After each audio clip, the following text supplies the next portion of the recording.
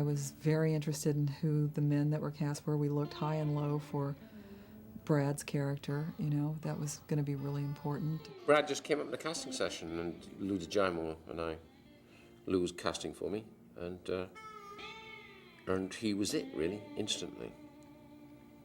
There was no second thoughts about that.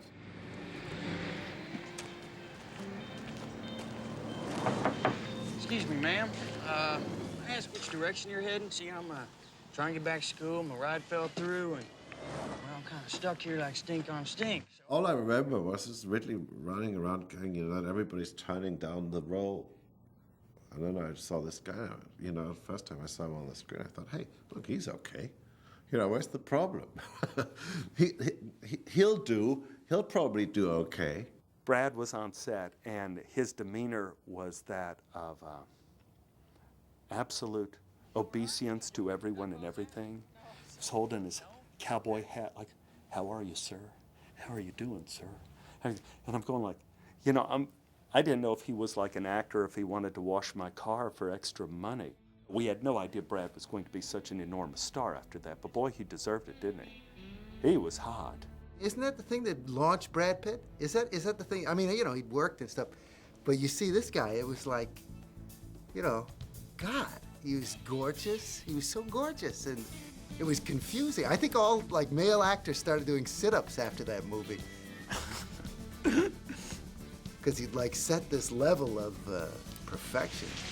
Right.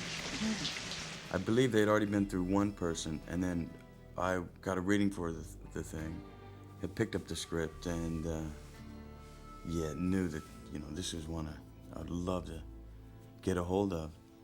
And so I read for that one, and then didn't hear anything. And I think a month went by, so I kind of made my peace with it and said, okay, you know, we'll find something else. And I got another call about a month later. Apparently someone else had fallen through at that point. And I went in and I read, and then I read with Gina as well. Ridley kept wanting to see the romantic scenes, and I kept wanting to do the Harvey Keitel scene. To show the switch, I kept asking him, don't you want to see the other? And he said, no. Just kept saying no. But he told me, yeah, that he wanted to see a real sociopath. And again, I was fresh out from Missouri. Sociopath, I had to go home and look it up. And then I got it. And then I think that week went by, I still didn't hear anything. And then at the end of the week, I got the call on a Friday, and the next Monday, I was on set getting it. I actually had a really sweet experience with Callie Corey, because I was obviously nervous. First shot in the big leagues, as I said.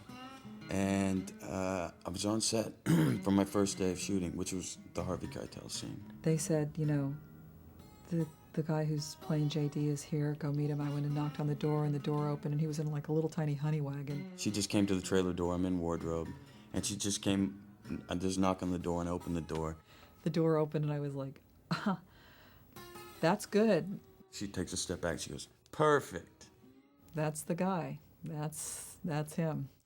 See, this is an unfair advantage. You got too much metal going here. We're gonna lighten the load a little bit. Gina was really sweet with me. Me being very new to the game, she really kind of took me by the hand and really helped me out.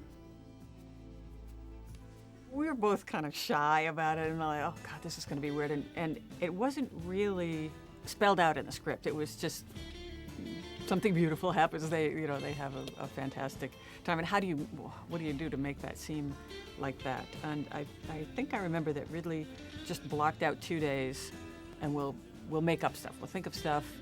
Yeah, that was my first foray into a sex scene as well.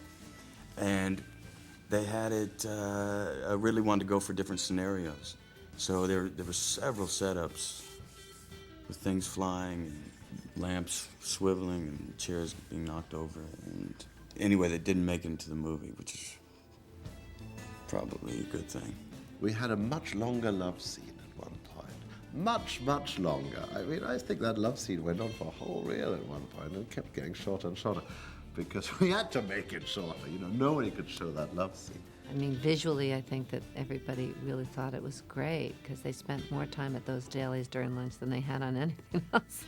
And it didn't even have sound, I don't think. One of the dilemmas an actor faces in those scenes is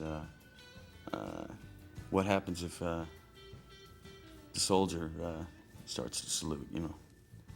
And I ran into that predicament there as well. I think Brad was even more shy than I was, so I felt a little protective toward him. I wanted to make sure he didn't feel uncomfortable. I just remember Gina, we were setting a shot, and the bell went off, and I'm sweating. Oh, I'm sweating. And she's actually sitting in my lap, and we're basically naked, which is a really odd experience with everyone standing around doing their job like it's another Monday. And I just remember her talking to one of the guys about the shot and where they needed her to be, and all of a sudden she looks at me and goes, and she was just really cool about it.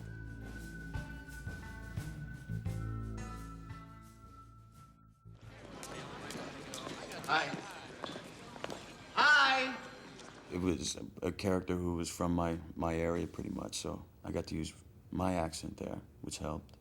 And then the scene with Harvey, the first day, was just great time. I was taken aback, as I said, when he started beating me over the head with a hat in one of the takes. One thing Ridley had done that I took note of was he always said, okay, give me something different. So he really pushed you just to play so he could have options when he puts the final puzzle together. Like your wife. It was a lot of fun chasing after, I'm really trying to kill. I literally trying to kill Brad Pitt when he did the old, that was a little ad lib he did down there going, like your wife. And if I could have killed him, I would have gotten through, and maybe I would have.